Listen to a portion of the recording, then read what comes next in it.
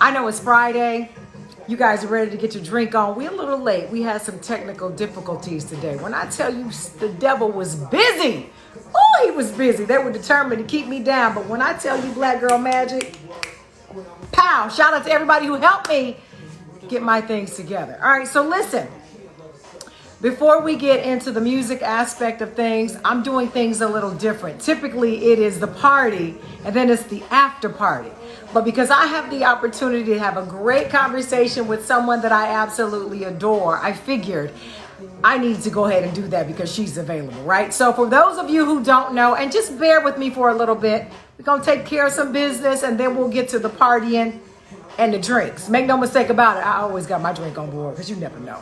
Some stuff might go left. Anyway, and yet they in the building. They just hiding right now. So listen, for those of you who don't know, May is Foster Care Awareness Month. And so think of a better person to have this conversation with than Tiffany Haddish. Okay, so she's here. You know, these technical things I'm not really sure how to do. I'm trying to chime her in. How do I do it? Go live with her. And there she is. Hey, what up? Hey. Hey. How are you? Successful. And bored. I've just been on Instagram searching, wondering where you were.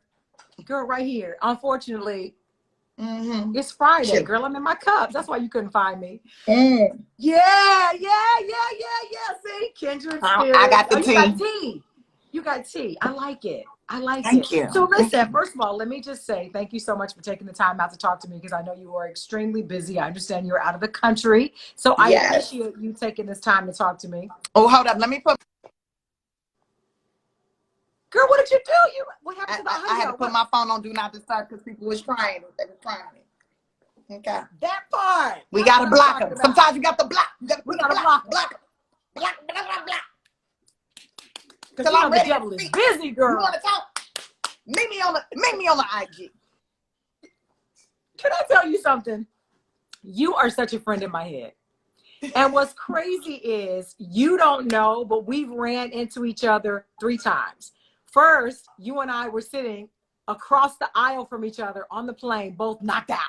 I just woke up. Sleeping hard. I said, is that Tiffany Haddish over there? I want to wake her up and say, girl, listen, kindred spirits. So then I broadcast with DL out of the Burbank studios, right?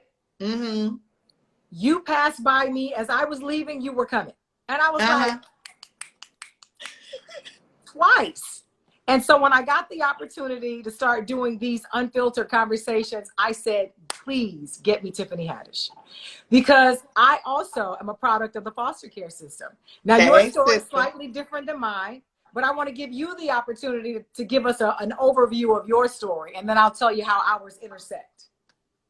Well, I'm from these streets. My mom had a really bad car accident. She was not doing well. She had to learn how to walk, talk, eat everything. Basically, everything that she had taught me, I was teaching her. And I was taking care of my brothers and sisters and her. I was 8 years old when she had the accident.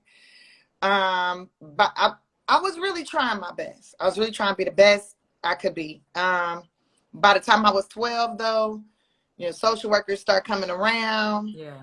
And then we got placed. We got taken away from her. And were you guys separated? Yeah, my 2 sisters got put together. My 2 brothers got put together, and I was by myself. And then I kept getting in trouble for going AWOL because I kept going to try to check on my brothers and sisters because at that point, to me, in my mind, they're my children. You know, like I got to take care of them. I got to look out for them. And so that was an issue. And I kept going to school, too. And I was going to school. I was in South Central LA. And I was going to school in the Valley in Woodland Hills, California. I was going to El Camino. Well, at that time, I was going to Hell Middle School. And so I was supposed to be going to, like, Bethune or whatever. That's where they placed me. I was over by Bethune Middle School. And I didn't want to go there. I wanted to go where I was familiar, right? And so I would get up at, like, 4 in the morning. And I would catch back then it was the RTD. Okay, back in the day, it was the RTD, and I catch the RTD all the way to school, and it would take me like 3 hours to get there, and I would be in class, and then the police would come, and then they'd call me to the dean's office, and then they'd be like, "You're not supposed to be here. You're supposed to be at this other place, and you don't went AWOL." And I kept having to go back and forth until the and I kept doing it. I did it for like a week until the social worker was like, "Fine, if you want to go to that school, they talk to the judge, you can go to that school." Right. Like, and then I found out there was a bus stop right down the street. There was a bus right on the corner from where my foster home was that I could have caught and took there. I was mad as hell. I was like, I've been getting up at 4 o'clock in the morning, and I could have got up at 5:45 like everybody else and caught the bus at 7. But your calves were strong. Your calves were strong, girl. But I kept getting in trouble because I was trying to do right, but it wasn't what the right that they wanted. It was the right that I wanted, and ended up being the way that it ended up working out. Eventually, my grandma got custody of us, and And you know what's funny is I feel like part of the stigma, and just so you know, this really is unfiltered conversations. Because I think part of the problem when we start talking about foster care, when we start talking about adoption, I think we want to sugarcoat everything. And I think until you get to the unvarnished truth and let it be what it is, we're never going to be able to change the stigma. We're never going to be able to fix the problems. We're never going to be able to at least try to solve the issues, right? So I've been talking about foster care forever, and everybody always wants to bury the fact that, of course, some of us children who were in foster care, we have issues, as we should, right? We've been through some hell, so some shit gonna be wrong. Right. So of course. But right? Hold up. I don't know no human being that's perfect. You show me a perfect human being, and I'll show you the devil. Ooh, no. Lil Nas X tried to do that. I think we I'm just saying. But you're right. But it better be Jesus. It better be Jesus. Because I'm going to tell you. But the problem is when you add that label of foster kid, right? All of a sudden it becomes a justification to say and to magnify whatever issues that kid has. And you want to label them as bad. When at the end of the day, we want to be loved like everybody else, but we got some shit that came with us like everybody else, right? Our parents left or got right. But see, I hear foster kid and I hear valuable. I hear valuable. But do you know why? Somebody, the state, paid a lot of money to make sure they don't die. The state, the government has invested. And in my case, my birth mother gave me up at birth. I went through 4 foster families, one of which kept me for the money, one who was an older lady who had a lot of kids already, and they were like, you can't take care of her. Then I had a third person who tried to keep me for the money. My 4th one finally kept me. So when you consider that, not just one person got money to take care of little old me, a lot of people did. So yeah, valuable, right? But to us, and I think what I want to ask you is 2 questions, twofold. What's wrong with the system? And what's right? What are they getting right? Okay. Condensed version. Girl, I know it's a lot. Question. I'm about to shoot shit. You done loaded it up? But you know what I know? I'm about to shoot some shots. She ready. She ready. Now I don't know. She ready. I don't know if the answer. I'm gonna do this disclaimer right now. I don't know if the answers that I'm about to give are correct answers, but these are just my point of view. This is my sentiment. This is what I feel. Okay. What is wrong with this system? What's wrong with the system? Okay. There's a lot of people involved that's just there for the money, right? They're not necessarily there for the children. They're not necessarily there. They might be there for the children, but they're not there for the children for the right reasons. They might be predators. Okay. And then, there's so many good predators that know how to hide. Right? Okay. I had one on me. I had one on me at the first foster home, but and they mind manipulators to the fact where you don't even realize what's happening to you is not good.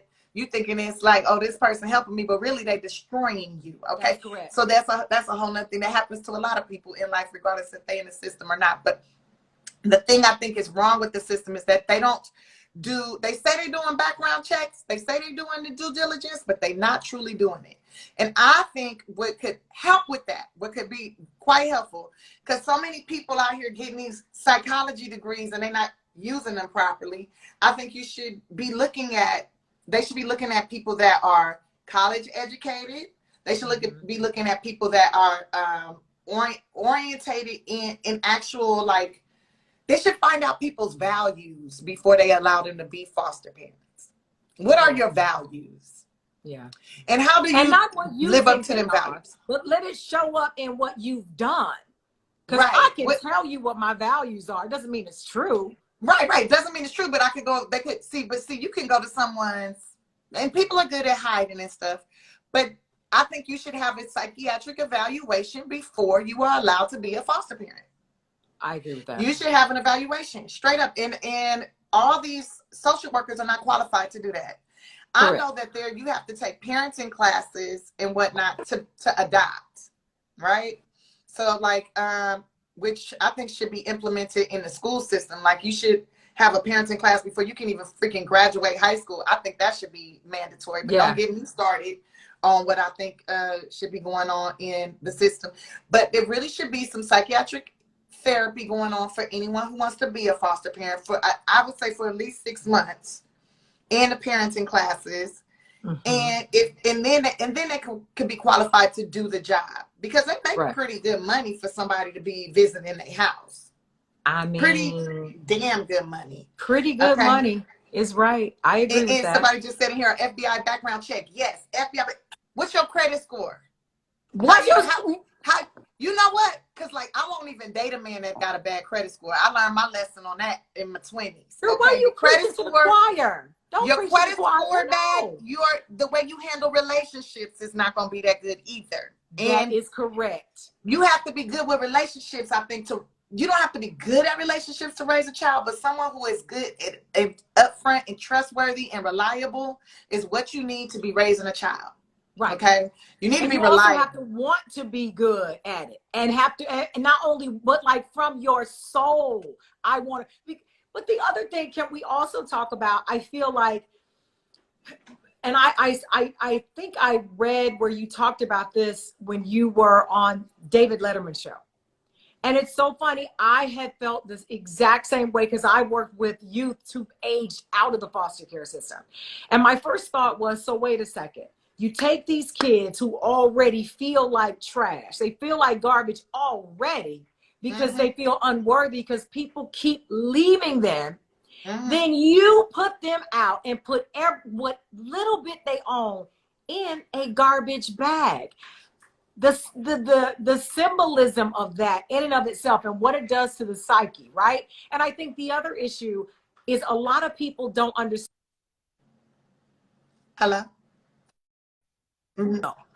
Right? And we don't care where you go. You just can't come back here. We got to change that. Well, here go the thing. Doing that to these kids. Here go the thing. I feel like, personally, as soon as a child, if everybody going to school, because I just feel like it's a lot of kids. Like, I do a lot of college talks and stuff like that, and a lot of these kids are graduating to be psychologists. So a lot of them need to be working, right? And I think a lot of these kids, as soon as they go into the system and they're able to talk and communicate, they should have an assigned therapist, and they should have somebody to talk to, right? That should be just like you got an assigned social worker, you should have an assigned therapist. Some social workers are really great, and some social workers are amazing, and they listen to the child, and they really pay attention to the body language and what's going on, and look at the environment. And they are freaking amazing. And they really talk to that kid for more than 10 minutes, more than 30 minutes. They spend time with that child. And when they spend a little time with that child, they start figuring out what is this child into? Who are they? What do they need? Right? This person might need one-on-one attention. This child might need to be in a group of other children. This child might need to be with a single parent. Is okay with a single family home, okay with just the mom being there. This child might need a mother and a father figure, right? They might need two.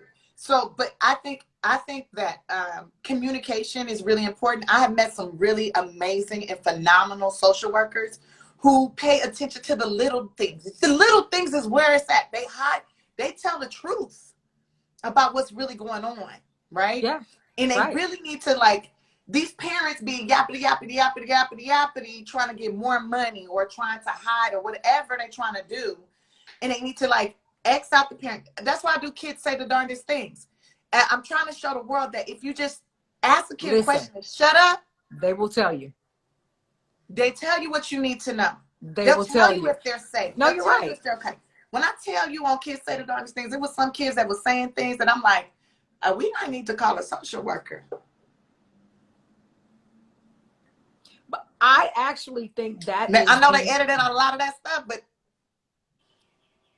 but that's the problem, though. I think as adults, a lot of us think that we know it all and we know the answer, when really children, if you listen, just like you said, will tell you exactly what's going on. And the other thing is, I don't want to piss all over social workers, because you're right, there are there some are good some ones out there, but I amazing think what ones. happens is they get in this system, it chews them up and spits them out, it overworks them, it underpays them, and they have all of these children that they alone are responsible for, which is why I think group homes are a necessary evil, right? Because I feel like you put all of these kids together who all have some kind of issue. You don't give them any individual love and attention or listening. You have no idea what they're going through. And then you put them in a foster family with other kids and expect them to be okay.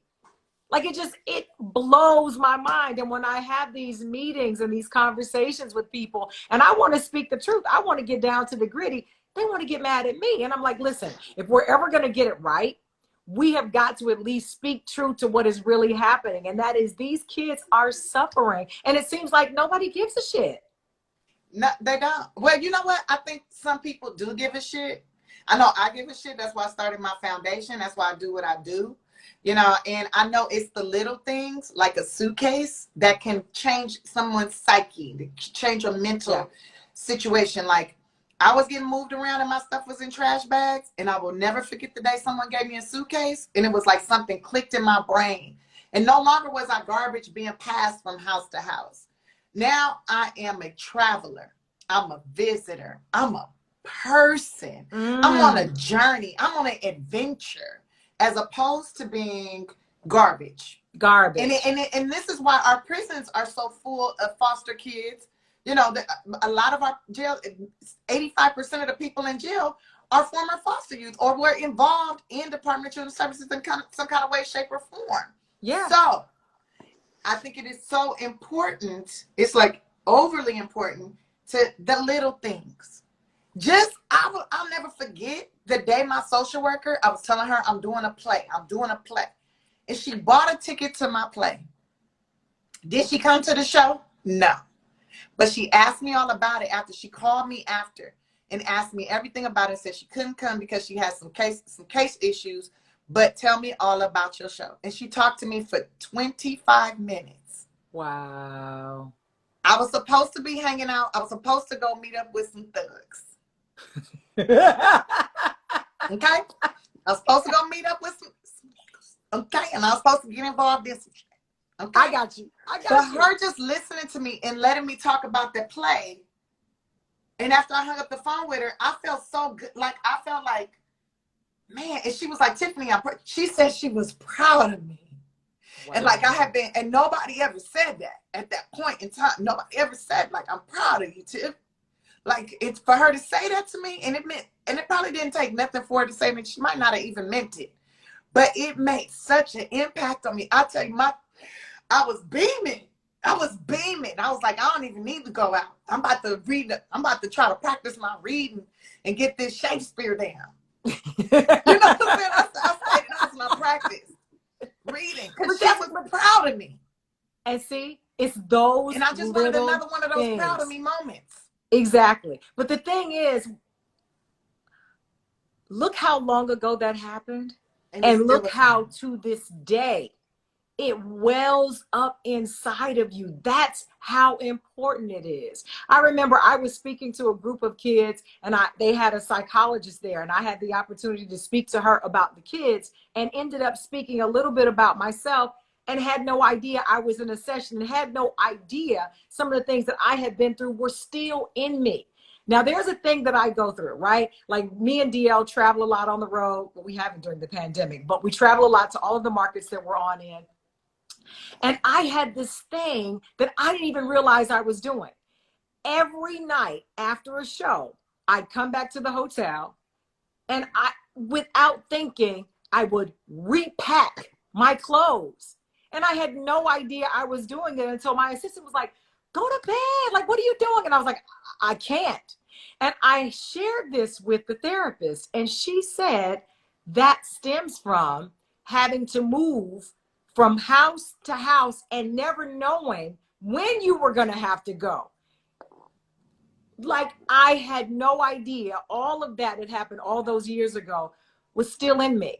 Girl, don't And so get me started. I say that to say those social workers, to the kids who were in foster care, this is why you both, like everybody, needs some kind of help, because you don't know what that does to people later on in life and what that means for your relationships, friendships.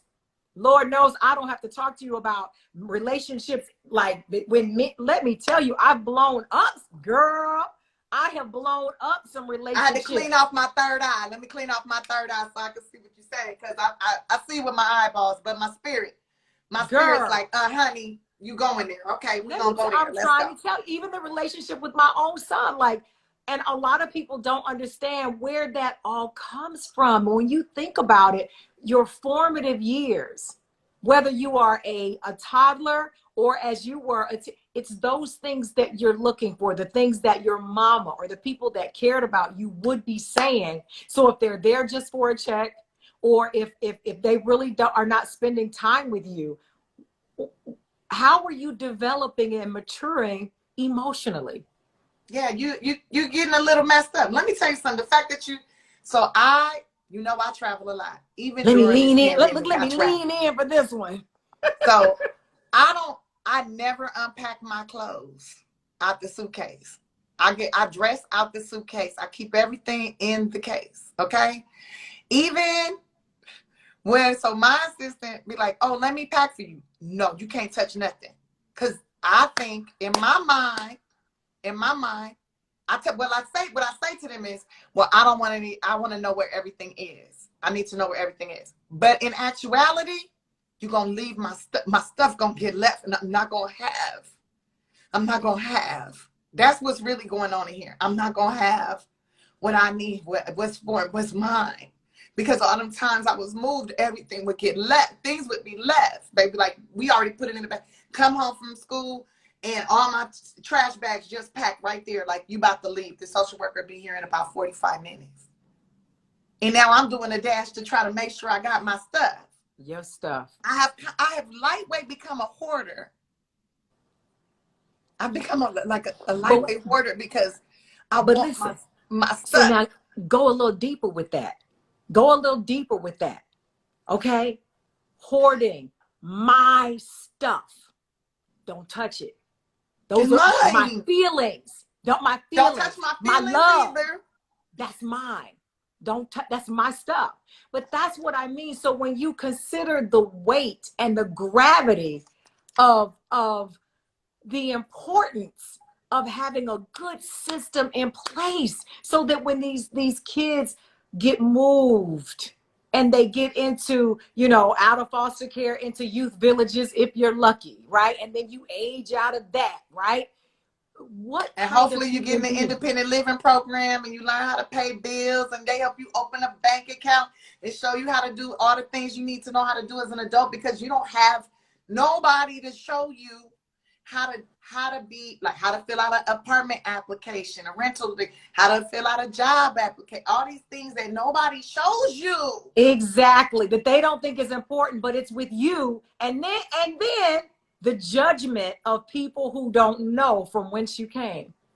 They have no idea. The judgment. And this is why, okay, so why I used to hang out with gangbangers. A lot of them was like me in the system. And you mess with their stuff, they'll shoot your ass. I be wanting to shoot somebody. Wait a minute, the girl don't shoot nobody. I be wanting to. I don't. I use my words. My words is bullets. I will shoot you with these words. I'll kill your spirit with these words. But that's why a lot of them in jail. Somebody touched their stuff. Somebody took something. True. Somebody done messed with and left, and it's because we didn't have nothing. It's because you didn't have nothing. Not even, and we don't, and children don't need much. They just need a little love. That's it. They need somebody to listen a little bit. That's it. That's That's it. it. Let me tell you That's something. it. I have never really explained to anybody why, for me, showing emotion and allowing people to touch or hug me it's always been a hard thing for me. And I know two things. Number one, because for the first almost 5 years of my life, nobody ever did it. Mm-hmm. And when they finally did, some people did it inappropriately. Okay. And then I got to where I could not differentiate what the hell was going on. So the only thing I could think to do was just don't touch me.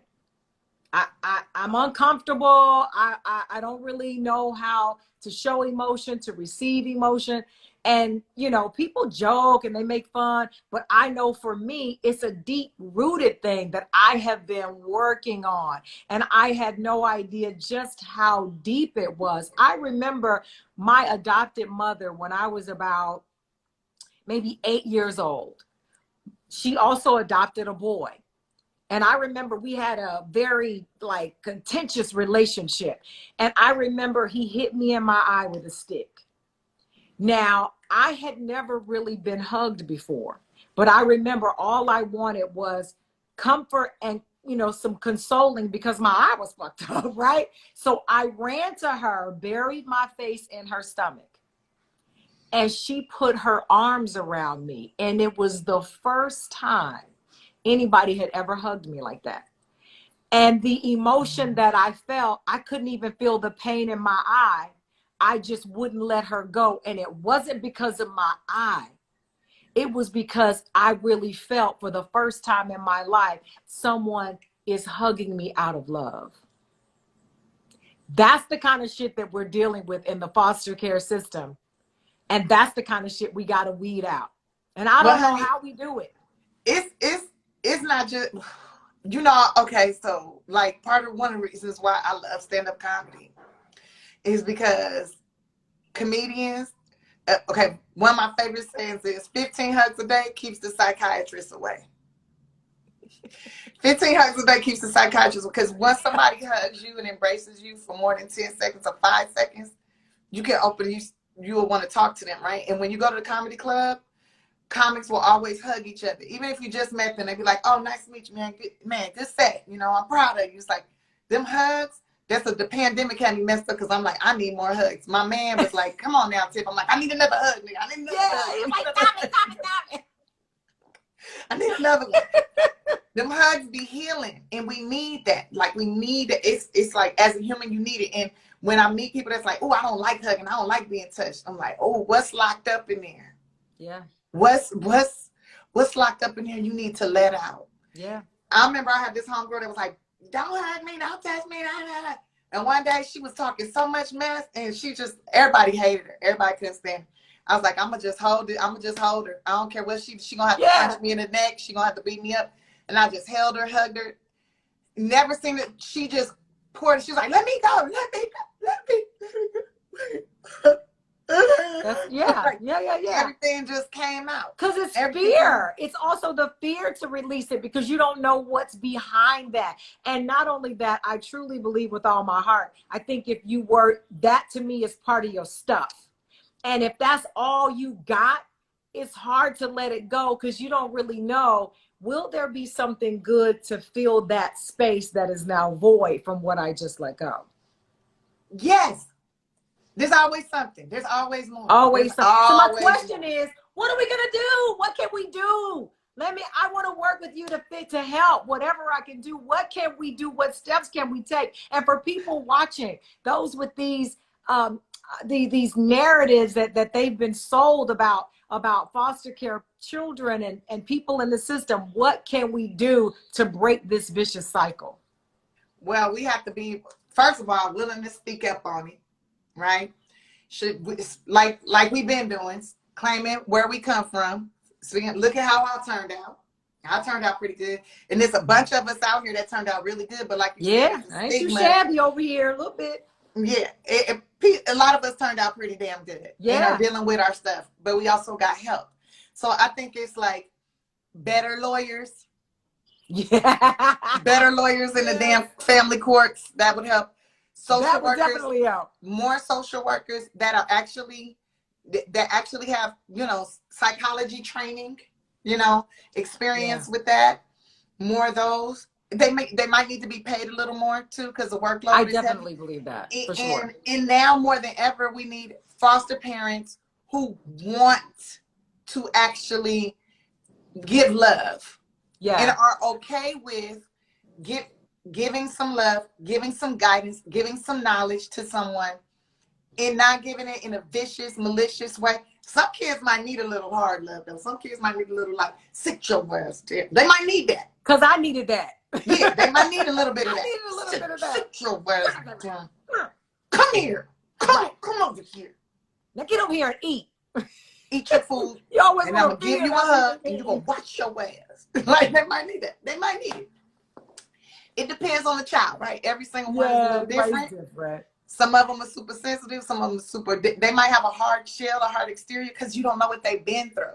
Yeah. But just like a walnut, once you crack it, so much nutrients and deliciousness in there. Okay. Exactly. So, I love it. Right. I love it. So I think, you know, definitely better foster parents out there, better group homes, better, like I'm trying to like build some stuff. And, you know, I really wanted to be a foster parent. That's what I really wanted to do. And now that I'm at this certain level in life, I'm been advised not to do so because it's because of my popularity and how people try to take advantage. And maybe I have a few foster kids and they move on to another home and they go, I used to live with Tiffany Haddish. And then somebody's like, oh, well, let's say Tiffany did this to you. Let's say Tiffany did that. So that's now so whack though, because to have so much love to give and to understand, like, at least be able to relate, but not be able to. But that's why I started my foundation, right? That's why I started this She Ready Foundation. And so we're doing stuff. We're getting these kids some education.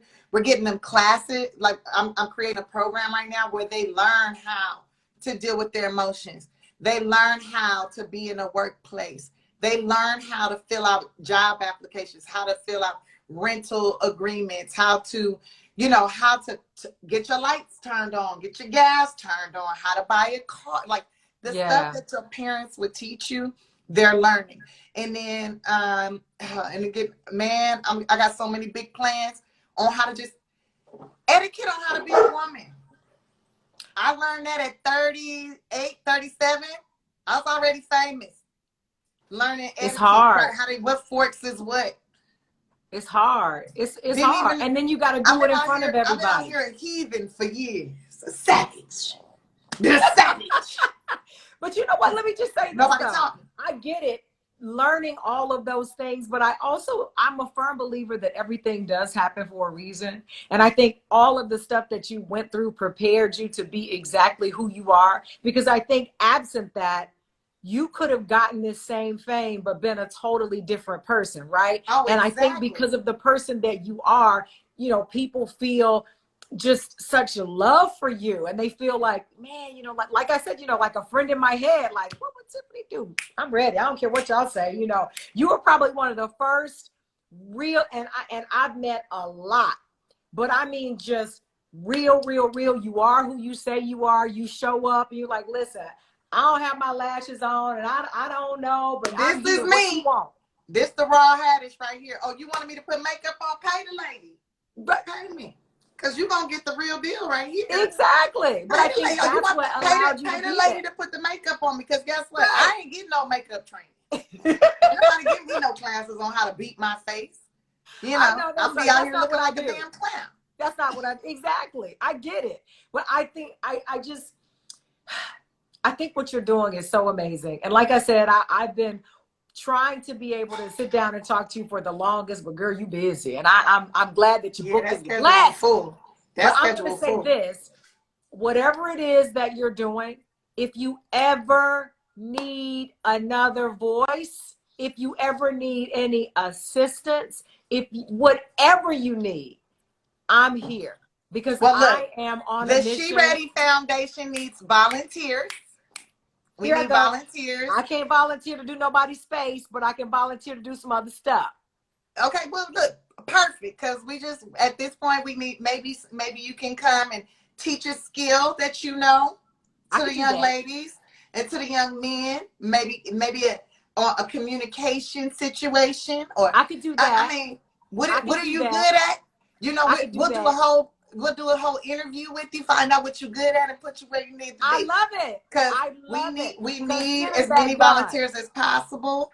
We need there needs to be more foster parents out here, because there's so many kids that lost their parents during this COVID. It's so many babies out here. So many babies out here. And I'm like, I want to adopt, but I got, the hoops you got to jump through. I'm like, what? No, I like, know. I just went through a whole orientation that was like almost 4 hours. And I was like, what else do I need to know? But I get it. They it's want to 40 weed out. hours, 40-hour parenting class, 40 hours. I took 40 It's hours. a lot. I will And parent then the hell out can of we somebody. also Do you add understand all me? of the people who want to adopt, but it's so expensive up It's front. ridiculous. I'm like, okay, first of all, you have these babies in the system.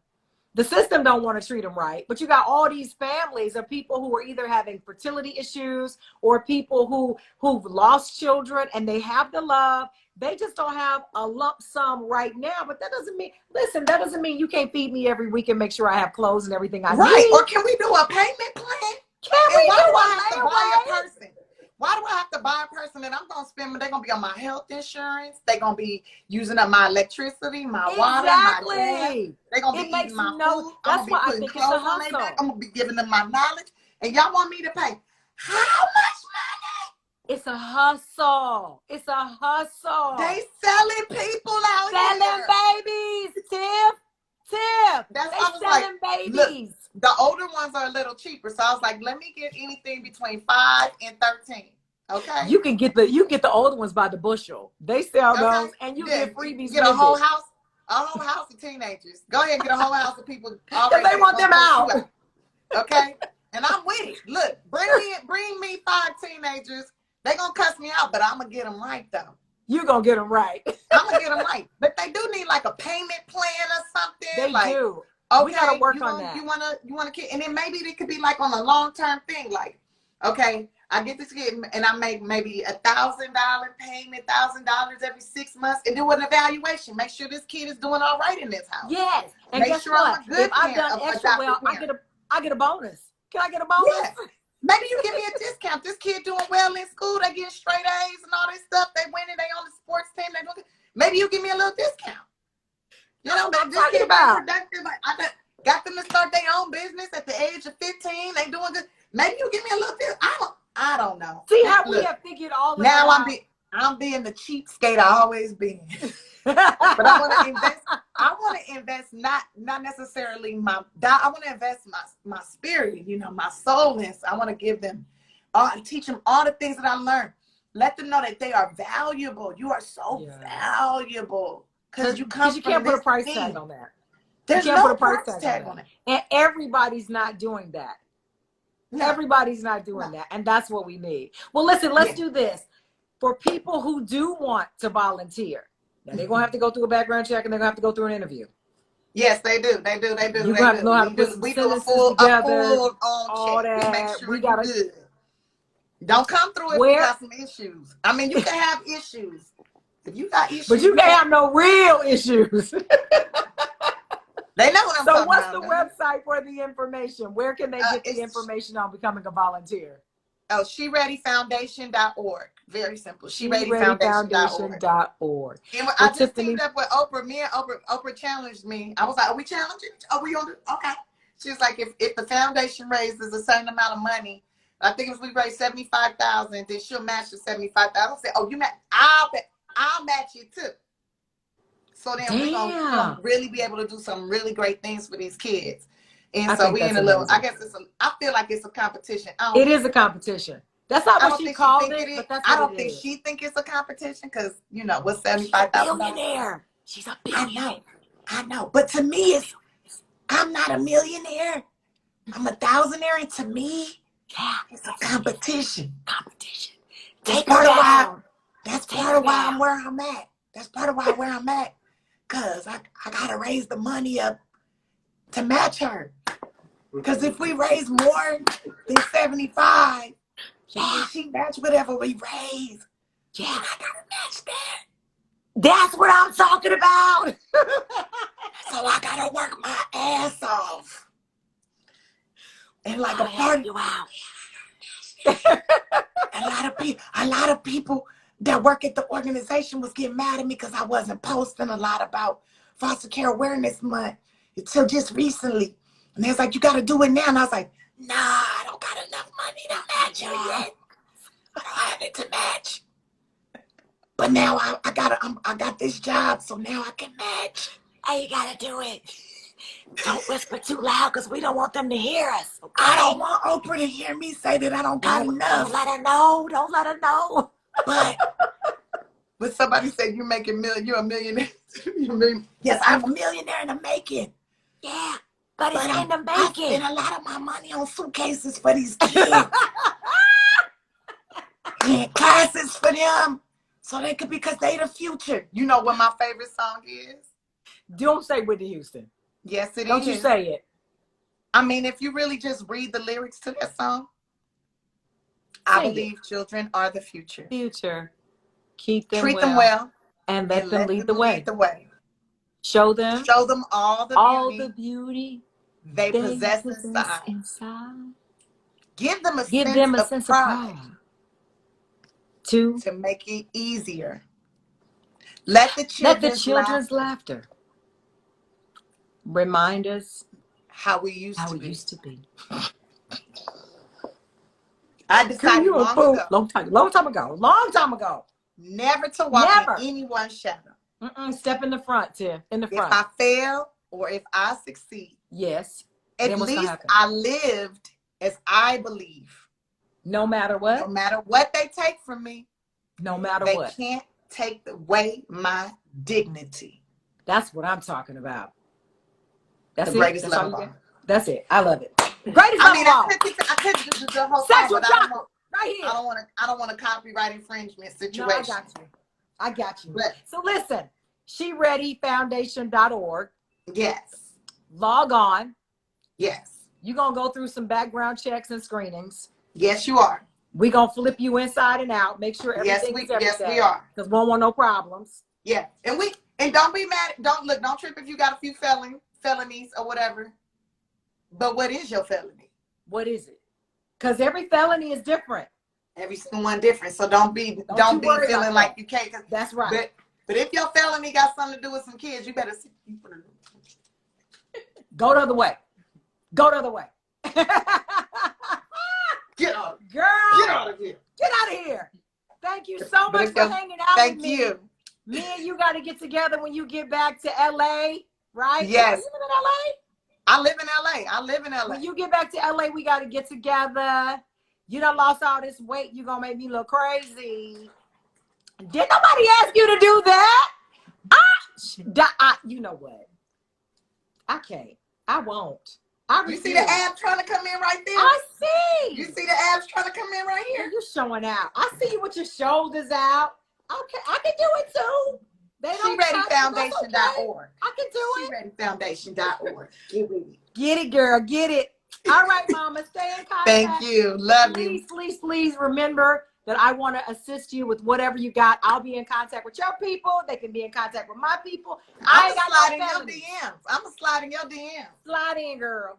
I'm slide in. Bye, Mama. Thank you. Bye. So much. See you later. All right. Oh, thank you. I was like, I don't know how to do it.